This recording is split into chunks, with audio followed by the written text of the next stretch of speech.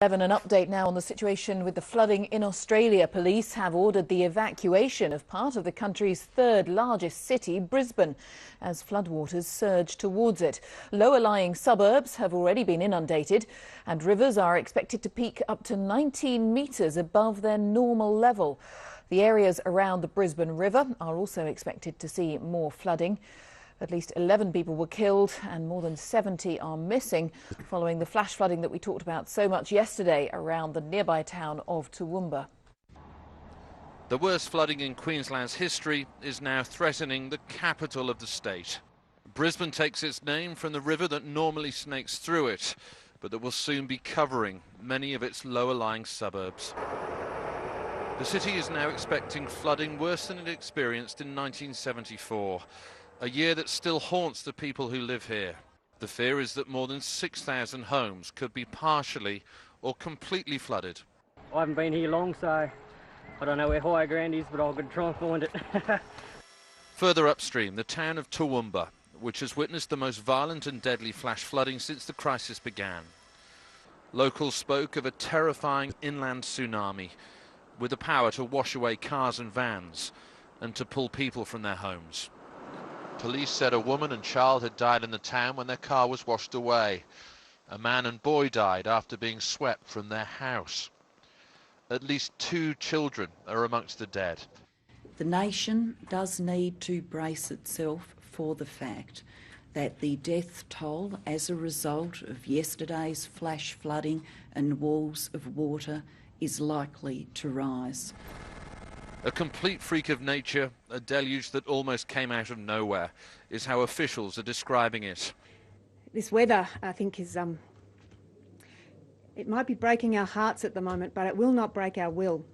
What we have out there on the front line are some of the best trained people in Australia, and they are going to protect these communities, and we are going to make sure that we keep everybody that we can as safe as humanly possible. This is the small community of Grantham, where local residents have been completely stranded. Heavy rain has lashed this part of southeast Queensland for over 36 hours, with 16 centimetres falling in 1 hour alone.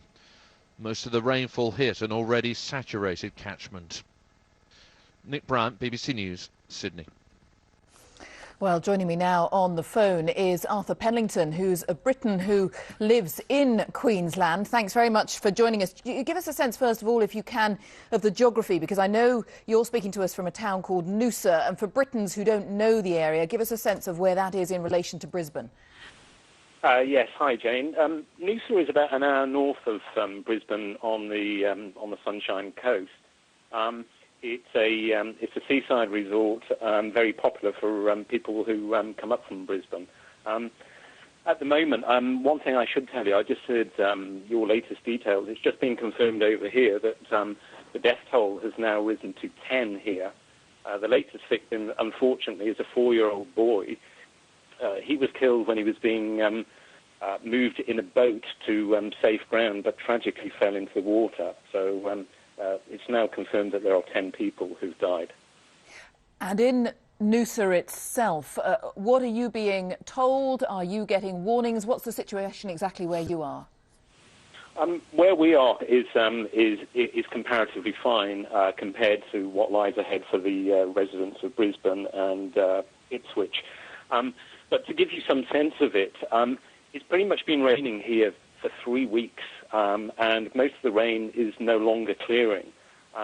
So any new downfalls of rain just have nowhere to run. I was out 3 hours ago, and in the space of an hour, 60 millimetres of rain fell. The roads in Noosa became impassable in some places, and there is a river, Noosa River, which runs through the town here, which is due to reach high tide in several hours. There's a lot of rainwater coming down from the hinterland. The council in Noosa have opened an emergency centre for anybody who should need it. But at the moment, hopefully that's not required. Noosa's biggest issue is that the main north-south motorway for the east coast of Australia is cut about 30 minutes north of us and about 40 minutes south of us because of the rising flood rivers. we talk about people in some of the suburbs of Brisbane already being told to get out, and yet you talk about that main arterial road being pretty much shut. Where are people going? I mean, are we talking about airlifting people? No, the residents in Brisbane would be able to leave the city going south. They wouldn't be able to leave going north, and they wouldn't be able to leave going inland either. But for those residents who are leaving the suburbs, the latest forecast here is up to 10,000 homes in Brisbane will be flooded by the end of Thursday. Evacuation centres have been set up. At the moment, very few people have arrived in those because they have effectively a day and a half's worth of warning.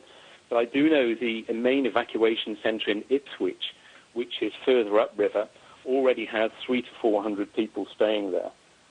But for those residents who do need to leave, there are emergency centres being set up. All right, well, all the very best. Many thanks for joining us. Arthur Pennington there, speaking to us from the town of Noosa, which is about an hour or so from Brisbane.